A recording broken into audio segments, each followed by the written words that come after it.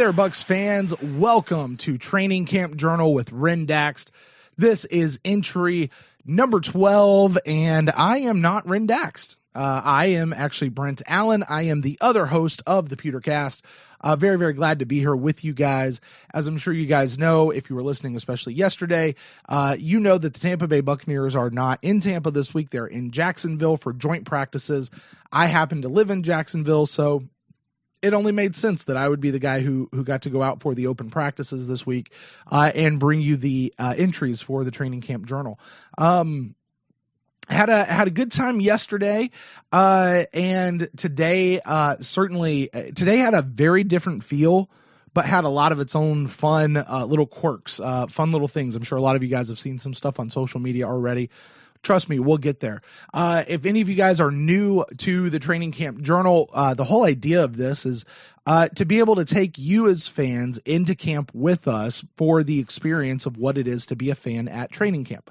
So a lot of what we do is we talk about what the overall fan experience is, what it means to be a fan in the stands at camp, and we're going to talk about some atmosphere and some of the other things that you might have seen, but we're also going to talk a lot about what was on the field and how that went through, how the day went as we got in. One of the first things I noticed upon approaching the stadium today, driving in, something that wasn't there yesterday, is all the ESPN trucks are out here. The Monday night football trucks are out there. They're getting set up. They're getting geared up for the game on Thursday. In case you didn't know, the preseason game this week is actually going to be aired on ESPN. So broadcast there. You guys can catch it there. Especially if you're an out of market team or out of market fan, our team is actually going to be on national TV. So pretty cool there. Last week, I don't think we were. In fact, I know we weren't because they didn't even broadcast it here in the same state up in Jacksonville. They had some other teams on. So we'll all be able to see that even if you don't have Game Pass, which is really cool. One thing that meant, though, that a lot of people might not realize is that means John Gruden was actually here. He was here at practice. If you guys watched Hard Knocks last week, you know that he was around practice for at least one of the days through training camp already. They did an announcement where he's going to be inducted into our Ring of Honor. So John Gruden was back really for a second day. So it'll be interesting, I think, when we get to Hard Knocks. Maybe not interesting. For some, they might find it annoying to see how much airtime John Gruden's going to get when it comes to that. The Hard Knocks crew was definitely out in full force. They were set up in some different places today, which was real interesting. One of them was in the bleachers right next to me the whole day. So I had to quell the 13-year-old in me who wanted to look straight in the camera and kind of do a Robert Ayers. We go, point to the camera and say, "Hard Knocks 2017 Buccaneers, go baby, woo!" Which I think is something Robert Ayers does. I had to quell that. I didn't want to do that. So, but everybody's out there working. Got into the stadium and actually wound up talking to a friend of mine. I met an old friend, a guy that I went to college with 20 years ago. He was there with his kids. So it was really cool to get to catch up with him. But unfortunately, what that meant was I didn't kind of do all the fun stuff where you see, like who's first out on the field and all of that kind of stuff. But the reason I bring that up is while I was distracted talking to him, somebody else snuck into training camp today. And I turn around and I look and I see somebody approaching me, and lo and behold, it was my co-host Ren Daxt, which was very fun. It was really glad to see him. He woke up at something like 5 stupid o'clock in the morning and drove all the way up here. It was just really good to see him. It was good to hang out with him. We were able to hang out. He is not here today for the Training Camp Journal. He will be here later tonight for Talking Knocks. Today is Tuesdays. That means tonight at the East Coast airing, which will be 10 o'clock Eastern Standard Time, we'll be watching Hard Knocks. And immediately following, you can jump on to Mixlr.com. That's MIXLR.com/the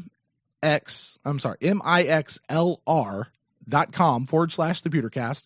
And you can listen into our after show. We'll be doing an after show where we're talking about what we just saw on Hard Knocks, kind of breaking down all the different scenes. And we'll be taking your phone calls. If there was something that stood out to you, something you just want to sound off on, you want to give us a hot take, something that you didn't like, whatever it is, you can call in and we'll give you all those details, but you can do that and it will follow Hard Knocks immediately. So that's Talking Knocks. It's another one of our little fun preseason sideshows that we're doing here at the Pewtercast. So Ren will be here for that, but you guys are just going to have to put up with me all by myself for this particular entry of Training Camp Journal. Kind of the same thing entering in today a little bit. There was one small difference. They had 2 cheerleaders out. If you guys heard the entry from yesterday, I kind of made a remark that entering into the entrance experience was not nearly as cool as the Buccaneers. And it just wasn't. It's just kind of boring. It's just kind of bland. It's real pretty. They have a brand new facility. They're not in a construction zone like we are in Tampa. But I tell you what, as soon as we get done with that construction zone, we're going to have a real nice, the facility piece is going to be real nice. But what the Bucs do really well is they just have a lot of stuff that's fun for the kids. It's fun for the family. It's just a really cool entrance experience. Not like that here at all in Jacksonville. And the only difference they had between yesterday and today was there was 2 cheerleaders. 2 cheerleaders, that's it. And they were just kind of shaking their pom-poms, welcoming people in. Yeah, and yes, they even welcomed in the people wearing red and pewter. So that was really the only difference. Got into our seats. Once again, chose the hot oven baking seats that had 0 shade, but you actually had a pretty good view of what was going on. And a lot of things similar to yesterday. And I think you're probably going to hear that. I think truth be told, in an overall sense that I had, was practice today was a little more boring. It was a little more bland overall. Now there were some things that flashed up that were kind of fun, but overall it was a lot more. It just wasn't as thrilling as it was yesterday. And one of the reasons for that, perhaps actually the biggest reason, is they weren't in full pads today. They were just in shells and helmets. That's it. They didn't have any of their leg pads on. The Buccaneers actually were just wearing shorts. The Jags had their game pants on, but they didn't have any pads in them. So essentially it's the same type of gear that they had on. They weren't going full force. They weren't hitting each other as hard as they normally were. They weren't doing full tackles. And I get it. You're this close to a game. You want to save that kind of stuff. You want to rest up your body for the game when you're just, a day and a half out. So it was just shells, which meant a lot of what they were doing today was walking through their drills. They were walking through install, and that was just kind of the overall feeling. Now they had some really fun plays. They had some really fun drills that they were doing. We'll go through those, but overall, like I say, it just was kind of as far as an excitement level went. But to go back to what I was saying, it was very much similar. A lot of things were very similar today as they were yesterday, which has been, I think, a theme in training camp. Once you've been there for 2 or 3 days, you start seeing the repetition. The things kind of start happening again. That happened yesterday sort of happened again today. The Jaguars started their warm-ups 5 minutes early, while our Buccaneers were just kind of standing around on their field. And when the clock hit 10, which was the official start of training camp today, that's when the Bucs air horn blew and they started their warm-ups. Now, because the Jags started early, that means they also finished early. They finished right at 10:05, and the Bucs were still in the middle of their warm-ups. So instead of just standing around, the Jags coach kind of got them together and they started running through some different special teams scenarios. But it was really weird because all they were doing was like, okay, punter team, go out. All right, everybody knows where you're standing. All right, clear the field. Punt return team, you guys go out. Everybody knows where you're standing. Okay, clear the field. That's all they were doing. They were just running out, getting set, and then coming back. And that went on for about 3 or 4 minutes. And then the Bucs finished up their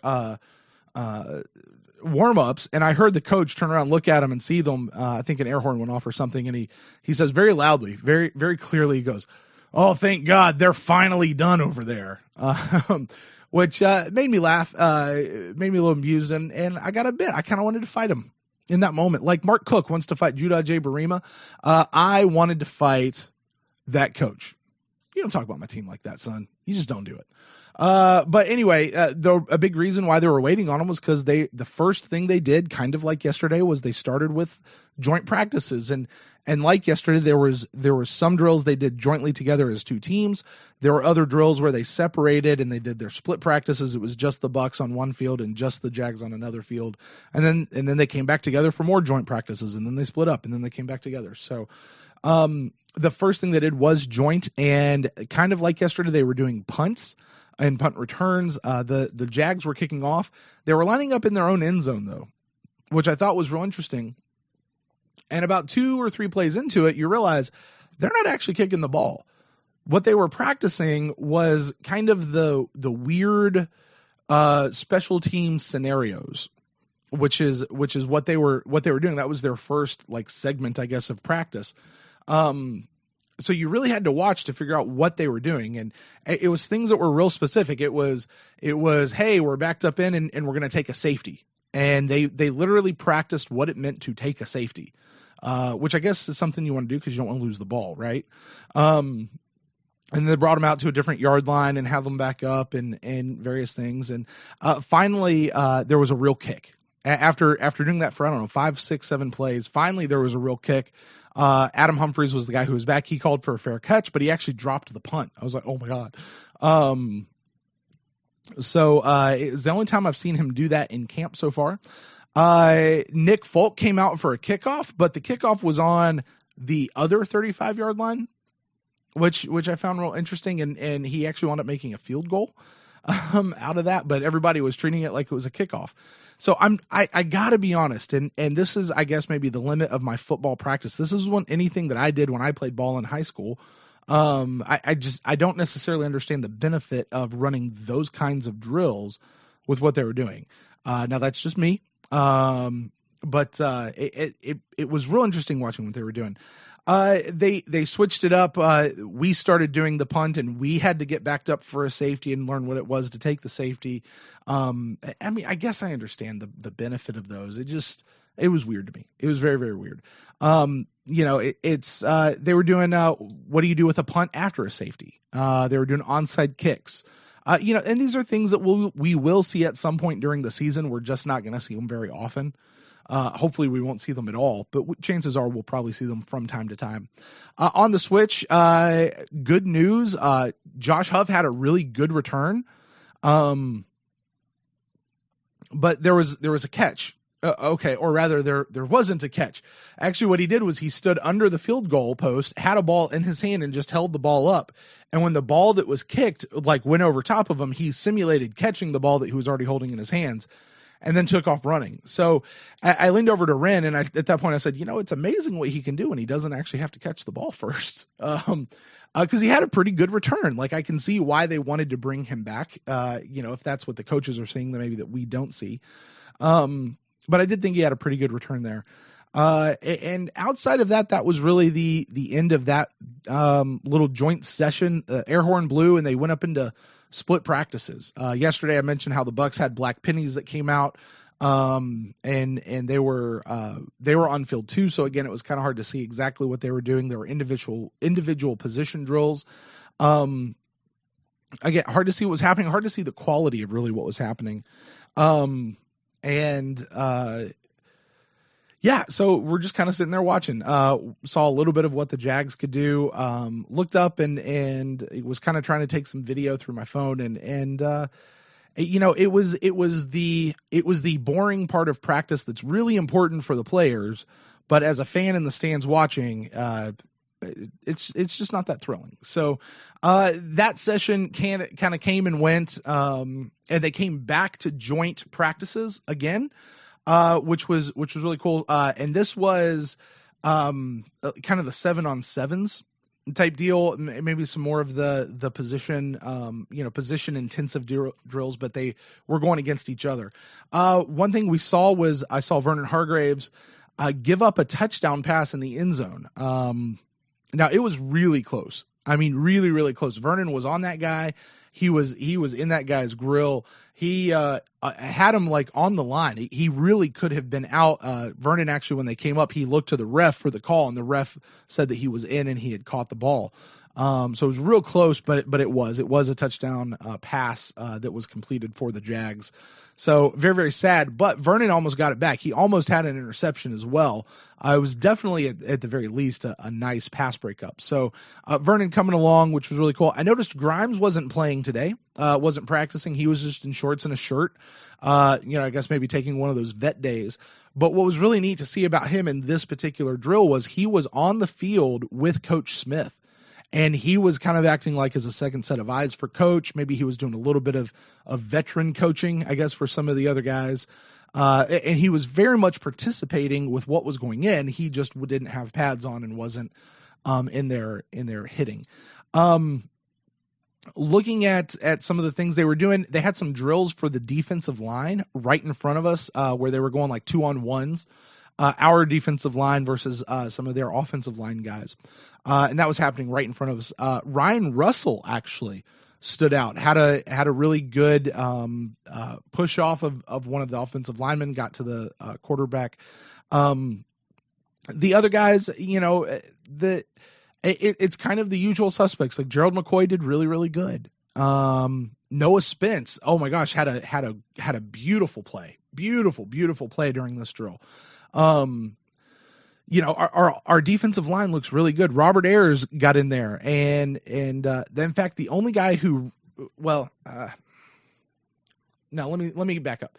The first team in that first set of rotation guys, they all looked great. I mean, they were fantastic. It was the guys that are kind of competing for those last couple of spots that you're like, you didn't do great. Ryan Russell, like I mentioned, he had a really good one. The one who stood out to me who didn't look great was our final draft pick of this year, Stevie Tui Kolavatu. He just didn't seem to be able to shed his guy. He got clogged up. He couldn't get to the quarterback.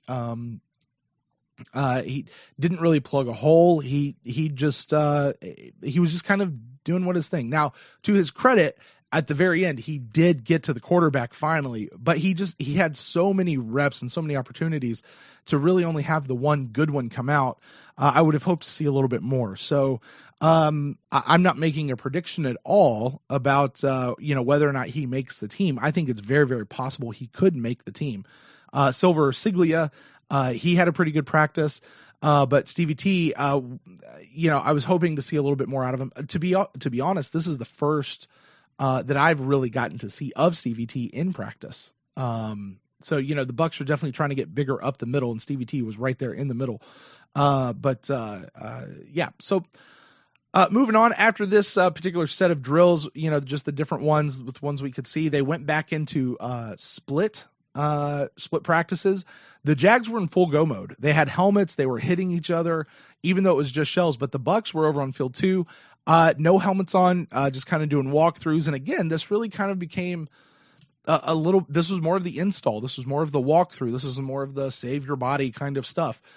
Really important stuff for the players. But again, not super thrilling for those of us fans who are sitting there baking in the sun going, oh my gosh, can I go get some water?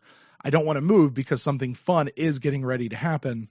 But, we have to kind of make it through this. So that's kind of what was going on there. Coming up after that, they went back into joint practices again. And here's where they really broke out the 11-on-11s. And this is when things got really fun and things got really chippy. As I'm sure you guys have seen, there was a handful of fights and scuffles that happened today. There were 3 actually. I think that is the official count that was out there. That's actually what I saw as well. One of them involved Chris Conti. Another one involved Donovan Smith and Joe Hawley. And the other one, I didn't even know what happened. I saw something going on, and you could tell that it wasn't doing well. But I liked it. It was teams are getting chippy. It's getting hot. These guys are itching to play, and actually kind of coming off of one of those little scuffles. Javian Elliott was walking by and not very far in front of me, and I heard he say, "I can't wait to live action." That's what he was saying coming out of the circle. I can't wait. Essentially, I can't wait to go beat their asses is kind of what he said. I can't wait to live action. These guys are ready for it. We've talked quite a bit through the training camp journal how these guys aren't doing full tackling. They're not doing full hitting in training camp very much. Which you understand that nobody wants to get hurt in training camp, although it happens. These guys are, and I'm not even saying that that's the best thing. That's just what's happening. But these guys are itching to hit. These guys are itching to get violent. And, if that can spill over into the physical realm, man, our defense is going to be scary. Our defense, I thought, looked pretty good out there today. Our first team offense, let's talk about that for a little bit. In 11 on 11s, they moved the ball really well. Really, really well. Doug got in there. Certainly, all the normal players, right? Mike Evans, Djax. No, I'm sorry, not Djax. We didn't see Djax a whole lot today. Now he was there. Although when we saw him, he wasn't dressed out, but somebody was carrying his pads. But we never actually saw him on the field. Now that could just be because he was on a field 2 or 3, and from the stands we just really couldn't see him. Ren and I were both kind of looking around looking for him, saying, "Where is Djax? I just don't see him." And we didn't see him until he was heading back towards the locker room. So, but there was Mike Evans and Chris Godwin, Cam Brate, OJ Howard. All those guys just looked really, really good. The second team didn't do so well moving the chains, didn't do so well moving the ball down the field.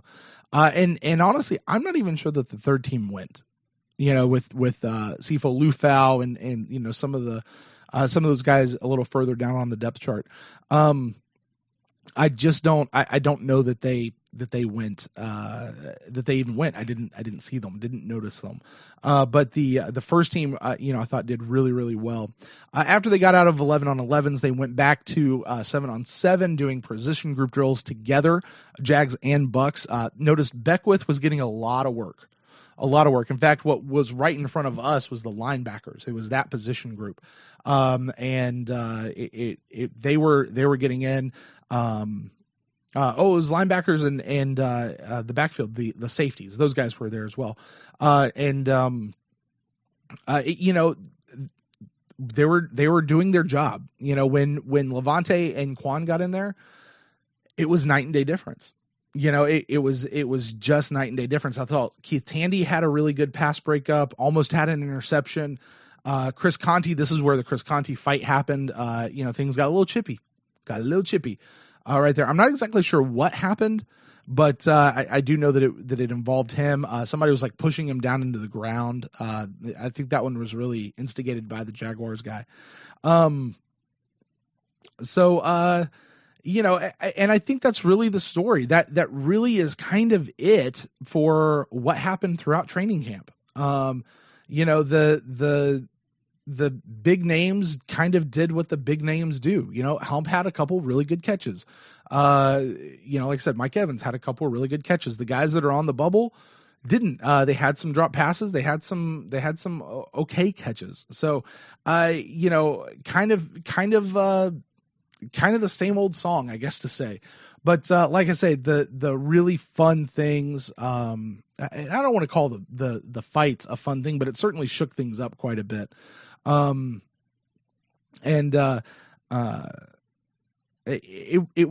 It's just football, guys. We're getting closer. These guys are itching for it. I think that's my big takeaway from training camp today. As these guys are itching, they're really ready to get in and knock some heads and play some real football. So that's really what was happening there. At the end of practice yesterday, I talked about kind of heading up towards the top of the bleachers to cheer on all of our players. I did that again. Invited some of the other Bucs fans, through Twitter to come around me and do that as well. And it was still really just me, but Ren was there with me. Turning around, I do have to send out a sharp apology to Josh Robinson, because as he walked by, I wound up calling him Ryan Smith. I got to tell you, seeing these guys without their numbers on, getting to know the faces, especially the guys that are kind of in the middle of our roster and below, that's really hard. So it was my mistake, but it was Josh Robinson, a guy whose face that I feel like I should know way better. But we just got to cheer them on in, and these guys, you could tell were a little done as they were going through. They weren't as chummy as they were yesterday coming out of practice. But Jason Light actually saw me and he turned around and was like, "You're here again?" It was 2 days in a row, and I said, "Hell yeah, I'm here again. You guys travel, your fans travel with you. We're going with you. We're going with you, Jason." But speaking of Stevie T and Silver Siglia, this was fun. Did a little more chon with these guys, back and forth. And I hollered out and said, "Hey, Stevie Tui Kolavatu." And he turns around and he's like, "Hey, bro, you said my name really good." And I was like, "Yeah." And he was walking with Silver Siglia, and I said, "Yeah, and that's Silver. I ain't even going to try to say his name." And Silver turned around and looked at me and went, "But my name's easier to say. His name's harder." So it was fun, and that's about the amount of time that you have to talk, because they don't stop walking. You only see them for maybe 10 seconds, maybe 15 seconds as they're walking by. So, so we had that, and gosh, who else walked by? There was a lot of fun ones. There were some guys that just kind of gave you a little heads up, a head nod. Some guys that honestly didn't really acknowledge us. So Coach Cutter walked by. He gave me a big nod. Coach Munkin, he did that as well. So yeah, it was just fun. It was fun. The Bucs know that we're here. I can't wait to see the game. I am super, super duper excited for the preseason game, which is coming up on Thursday night. But before we get there, we've got to get this show out. This is the last training camp journal of this week. Hey, listen, from what I understand, if Ren has told me that there's only 3 more open practices left for the preseason. So there's only 3 more of these entries that'll be left to come. And those will all be coming next week. Bucs will be back in Tampa, and Ren will be back doing this with you guys from here on out. I believe today is going to be the last practice that I personally get to go to, which puts my total count up to 4, which is 4 more than I've ever done before in my life. This has been really fun to get to do. So we've got those coming out. We had a new main episode from the Pewtercast, which dropped early this morning in the wee hours. And you guys are eating that up. It's episode 42. Title of the episode is it's not the best. The most exciting preseason ever. And this has been a really exciting, I think, preseason for the Tampa Bay Buccaneers. Certainly it's the busiest preseason, for me, in terms of doing the podcast here, because we've just got so much going on, particularly with Hard Knocks. And like we said, we're doing the Talking Knocks show, the training camp journal that we have going on here. The Instant Cast is getting rolled back up. That was a really fun show that we had. That one has received just a ton of downloads. So you guys are thanks for being a part of that. The season's getting really close, guys. We're, each week we're getting closer. It's going to be here before you know it.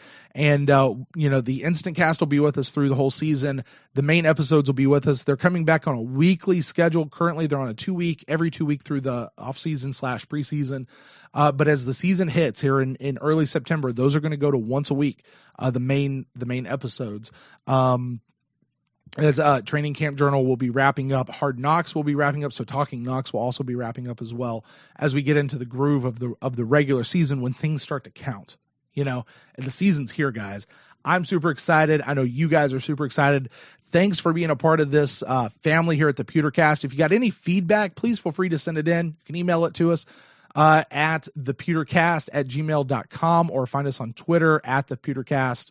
Or on facebook.com/thepewtercast. Hope you guys join us for Talking Knocks tonight, immediately following Hard Knocks, and join us for the Instant Cast, which will immediately follow the Bucs Jags game on Thursday night, guys.